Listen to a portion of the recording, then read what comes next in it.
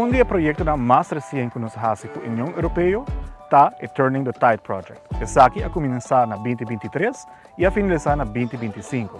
O Turning the Tide Project é um projeto junto com a Universidade de Wageningen, Universidade de Aruba e Scobble Bubbles Foundation. Esse aqui também está inserir restauração de nos coral e também nos áreas de mangle. Para o projeto relacionado com coral, aqui nós temos que criar um sistema artificial e junto com isso aqui nós planta coral na riba gel.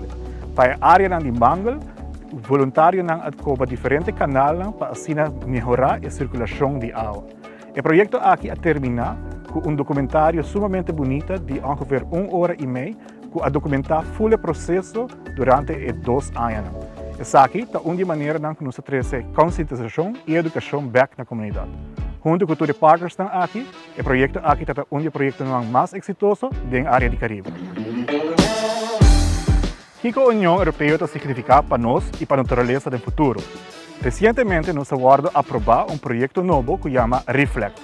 Essa aqui é uma continuação do projeto de coral, caminho que nós seguimos trabalhando com a Universidade de Aruba e Scobble Bubbles Foundation para assim instalar mais refna artificial e assim também incluir a comunidade de restauração de nos coral.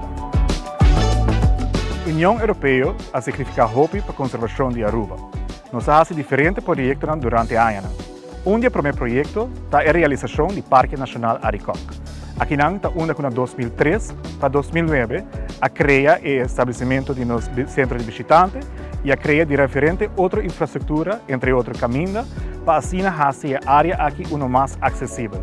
Esse aqui é um dos projetos mais grandes que eu fazer na Aruba relacionado com a natureza.